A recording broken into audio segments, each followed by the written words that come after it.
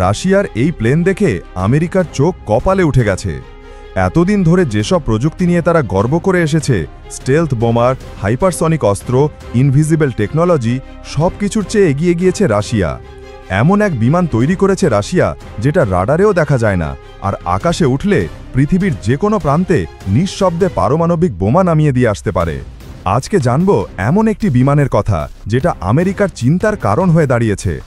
এই বিমানের ইতিহাস ও কিভাবে এটি যুদ্ধ করে সেটি দেখার আগে ভিডিওটি লাইক করে চ্যানেলটি সাবস্ক্রাইব করে দাও।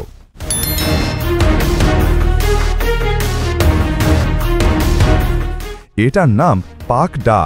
যুক্তরাষ্ট্রের পেন্টাগন পর্যন্ত আজ চুপচাপ তাকিয়ে রয়েছে রাশিয়ার দিকে, কারণ এই অদৃশ্য ঘাতক বিমান কেবল অস্ত্র নয়, এটা পুরো যুদ্ধের নিয়মটাই বদলে দিয়েছে।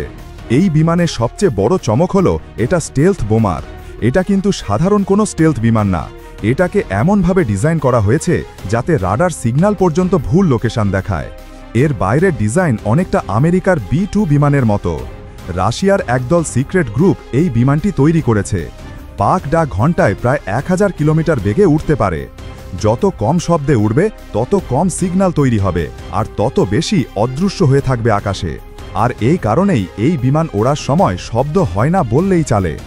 একবার ফুয়েল লোড দিয়ে এই বিমান টানা 15,000 কিলোমিটার উঠতে পারে, মানে রাশিয়া থেকে উড়ে গিয়ে আমেরিকার অভ্যন্তরে ঢুকে আবার ফিরে আসার ক্ষমতা রাখে। আর এই ব্যাপারটাই আমেরিকার ঘুম নষ্ট করে দিয়েছে। এই বিমানের ওজন প্রায় 34 টন, আর সম্পূর্ণ বোমা লোড দেওয়া থাকলে এর ওজন হয় প্রায় 70 টনের মতো, মানে একেবারে প্রায় 30,000 কেজি বা 30 টন পর্যন্ত বোমা, মিসাইল এবং অস্ত্র বহন করতে পারে। এই বিমানে পারমাণবিক বোমার পাশাপাশি high precision guided missile, non conventional warhead, এমনকি হাইপারসনিক মিসাইলও থাকে। এমনকি এটা কিনঝাল হাইপারসনিক মিসাইল নিয়ে ঘোরে, যেগুলো শব্দের চেয়ে 10 থেকে 20 গুণ বেশি গতি নিয়ে আঘাত হানে।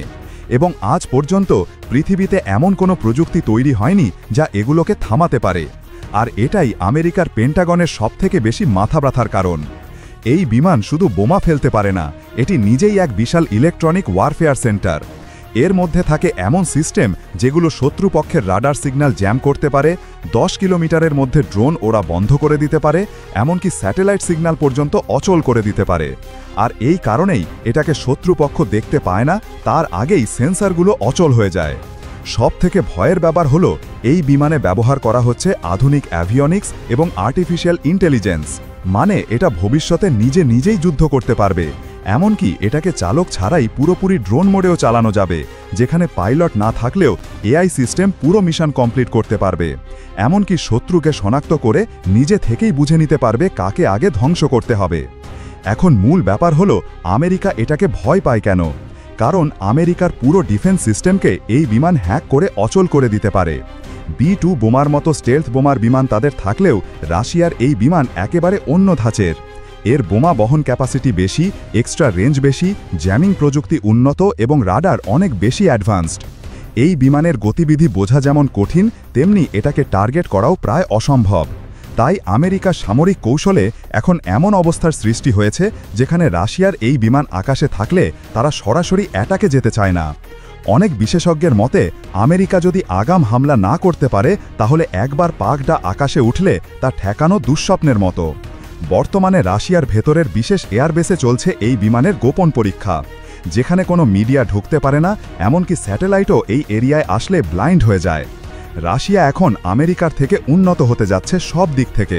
শুধু আমেরিকা নয়, বিশ্বের যে কোনো পরাশক্তি দেশ রাশিয়াকে অ্যাটাক করার আগে অন্তত 10 বার চিন্তা করবে, কারণ কোনো দেশই ধরতে পারবে না এই বিমান কোথা থেকে আসলো, কখন আঘাত হানলো আর কখন ফিরে গেল।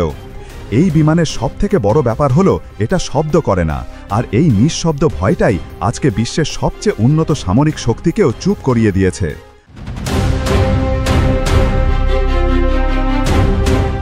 আজকের ভিডিও এই পর্যন্তই।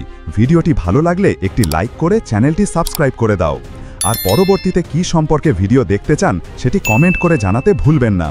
কথা হবে পরবর্তীতে একটি নতুন অজানা প্রযুক্তি নিয়ে। ধন্যবাদ।